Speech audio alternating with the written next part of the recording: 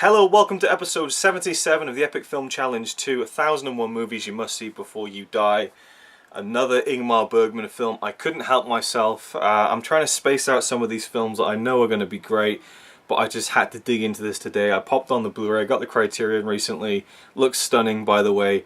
And it is The Seventh Seal. This is a film I've known about for a very long time.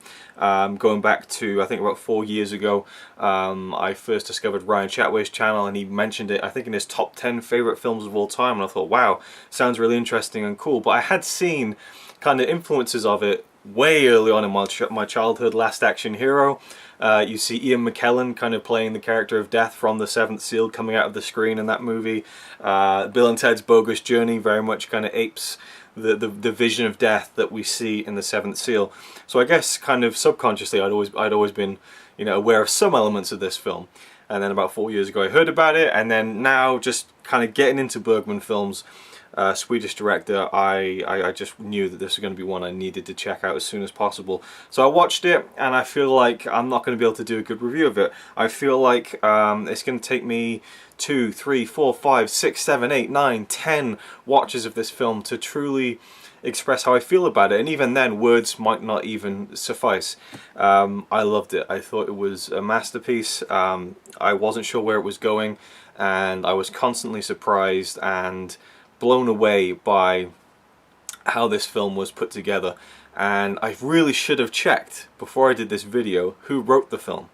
That is something that I think is a key part of it. Now, being a Swedish film, and I've talked about this before, when you watch foreign films and it's in a language you don't understand, sometimes you read the subtitles and you almost imagine a better performance in your head. That's what I feel like sometimes it might be the case. I can never know for sure. But, you know, you're just hearing a language that makes little sense to you. Now, with me, with Swedish, I hear a lot of words that I recognize from Norwegian. Very similar languages, not the same, but there's similarities there. So I do hear things that I understand. Not a lot, though.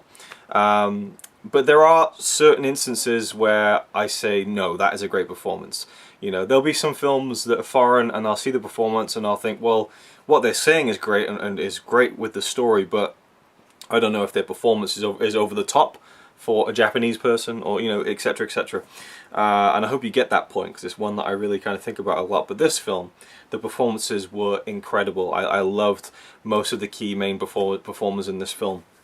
The story is set in the Middle Ages, and you have a couple of crusaders. The main one, a knight, played by Max von Sydow, legendary Swedish actor, whose best role was probably the 30 seconds he had in The Force Awakens. But hey, what a what a cool thing it would be if young film nerds, you know, growing up would watch, you know, Star Wars and see this old guy and go, "Ooh, Max von Sydow, I wonder what he's been in." And then they kind of discover some of the Bergman films. But yeah, Max von Sydow, amazing actor, and he is so stone-faced and stoic and powerful in this film as the knight.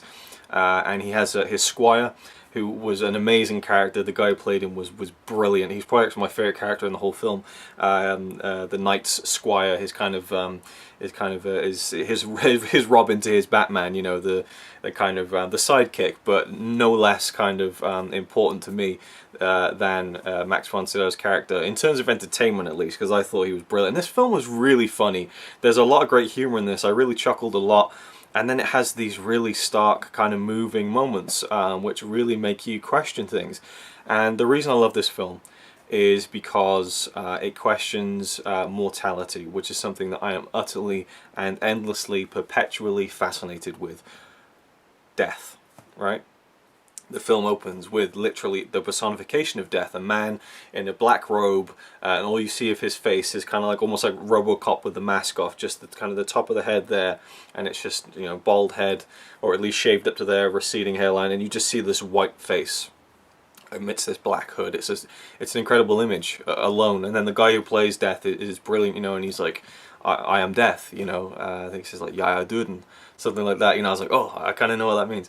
But the film opens on this beach, and the film looks great. The way it was shot, Bergman he has a handle over how to make his films look great with the cinematographers that he works with, how he wants the shots to look. You know, Bergman, as far as I'm concerned, is one of those directors like a Kurosawa, like a Hitchcock, who you can rely on to have a perfectly composed and framed image that is aesthetically pleasing to the eye, and the camera moves in a way that just helps the story and is pretty to look at, you know. and maybe might even evoke something more out of a scene than just a static shot. There's a moment earlier on where this character, who's one of the main characters of the film, there's kind of these two groups of characters, and they come together halfway through, and then they go off on a little journey together. And that was my favourite part, when the whole group was together. But there's a kind of a group of travelling actors also, as an aside at the beginning, and they carry on throughout the film. And you have Bibi Andersson, who was in Persona, and she is the wife of this this kind of jester, this actor performer, and they're like a traveling kind of group, and they do performances and stuff like that. And this jester, he has visions, and he sees things. No one believes him, but you know, he insists that he has these visions. And this is the first time you see him have a vision.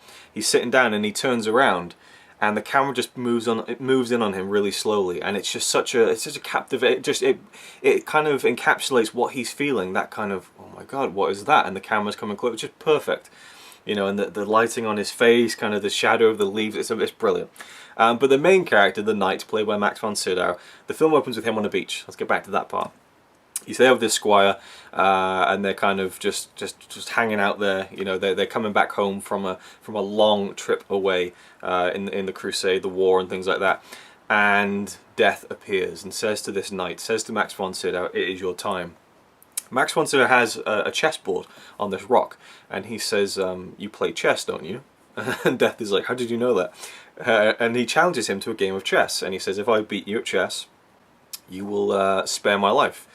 And so Death sits down, and they have a game of chess together. Now, I thought the whole film was going to be framed around them sitting at the beach playing this game of chess. That's not quite the case. But the game of chess does run throughout the whole film. And I also thought that he was probably dead at the beginning of the film, and that he was in a state of limbo before he's about to be taken. But that's not the case. He's alive throughout the film as he's playing this game of chess, and he goes off with his squire, and they go to different places, meet different people, and it's during the era of the plague hitting everyone. And so you get this paranoia through everyone in the film about this plague that is spreading, and also religion tying into that. And again, people facing their own mortality and facing their faith, and how that ties into mortality. And I loved all of that stuff. Because again, it's something I'm really interested in. I'm an atheist, but I'm fascinated by religion, and much more so with death, and the idea of death, and how everyone deals with death and copes with death and tries to process the idea of it, and whether they question if there is a God, and if there is a God, what does he think, and why doesn't he show himself, and what are the answers. And that's what the knight Max von Sydow wants from death. Give me the answers to life, you know, if I beat you at this game of chess. And so every now and again, you know, the chessboard will reappear. Max von Sydow is sitting down with Death himself, and he was brilliant too. Just the way he would come in and out of the film. You know, he's not in it much, but his presence is felt throughout, because death is a key theme in the film, and it's quite a pessimistic view of death as well, which is one that I share more than an optimistic view, I suppose. So I was very clued in and keyed into the feeling of this film and the main theme of it, I think. And yeah, some of the other performers are great in the film. Like I said, the guy who plays the squire, I loved him. He had great comic relief to the film. You know, he always had these snarky comments and things, but he had a couple of really good scenes where, like, he showed off his dramatic chops. And I wish I could name check all these people. I really could, but you know, I wanted to sit down and just get my thoughts out as quickly as possible. And I know that the more I watch this film, because I will, this is a new instant favorite. This is a new instant, you know, one of the great films I've ever seen. I'm going to watch it again and again and again, and my thoughts are only going to expand and change, and you know, in the future I'll probably talk about it again and have all those names at hand. I wish I knew who wrote the film, because the writing is so poetic. It feels Shakespearean to me, even though I've never really read Shakespeare. So beautiful, and so and then there's a bit in the film where these two characters are just like insulting each other, and they're just saying, you dung heap, you piece of shit, and all that, and just kind of come up with creative ways to kind of slag each other off. And that is just like a complete, you know, like a comedy film. But then you have these moments where they're talking about life, and they're talking about death and God, and it's so poetic and so beautiful, so beautifully written. I only hope that the English subtitles are perfectly translated, because I just thought that the things that the characters said were beautiful. They really were. Like, I was just like captivated by some of the sentences. You know, just like, yeah, that's a great. I just loved the writing, loved the writing. And this is just one of those films that is firing on all cylinders. You know, the story, you know, it has this element of fantasy with it, with death coming in and out, the jester having visions. I love the jester. That he was a really fun character, and his wife, played very sweetly by Bibi Andersson and their young son, and there's other side characters that come in and out and things like that. And I did prefer the second half of the film when all the characters kind of coalesced, came together, and moved forward throughout the rest of the film. And then how they segue off and we move into the ending of the film, which I thought was very, very well done. Like, holy shit, the ending of the film is just, I mean, it's like the rest of the film. Beautifully done. That's all you get, it's beautifully done, you know. And that's all I've really got to add, you know, and kind of check in on my first viewing of The Seventh Seal. It is a new instant favourite. You know, Max von Sydow, you know, again, stone-faced throughout a lot of it. There's one scene in particular where he shows a lot of emotion. I mean, there's parts where he's just sitting down, you know, and someone will say to him, you know, you don't seem happy, and even though he's smiling, and he's like, nah, you know, and it's just, you know, it feels like he's so jaded. And then this one moment in the film, he really lets his emotions come out, and I thought it was such a striking sequence. And these aren't my type of films, middle-aged film, like, and I mean, like, you know, set in the Middle Ages, you know, like hundreds and hundreds of years ago. Some of these films are hard for me to get into. You know, you go to a film like maybe Andrei Rublev, set in those periods. I find it hard to get into them as much as more modern setting periods, with a certain Japanese film being one of the biggest exceptions. But yeah, I find it difficult sometimes, but this one, I loved it. I love the setting, I love the way it was done. What more can I say? I love the film. Is it a film you must see before you die? Absolutely. It's an essential film, I think. It's regarded highly because of how great it is. You know, it really lives up to its name as one of those kind of classics of world cinema, but I would say it's one of the classics of all time. I really do.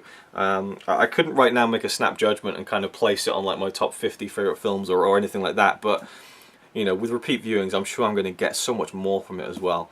So I'm really going to delve into the special features on the Blu-ray and, you know, watch the film again many more times throughout the rest of my life, I suppose. And yeah, this has been one of my favourite discoveries. And yeah, Bergman really does seem to be shaping up to be, you know, another one of my new favourite directors. Like, every film I've seen from him, which has only been a few so far, has just been dynamite. You know, even if some of them have been, and this was the most accessible one to me because it's the one Bergman film I've seen so far that has the most linear, easy to follow story, so to speak.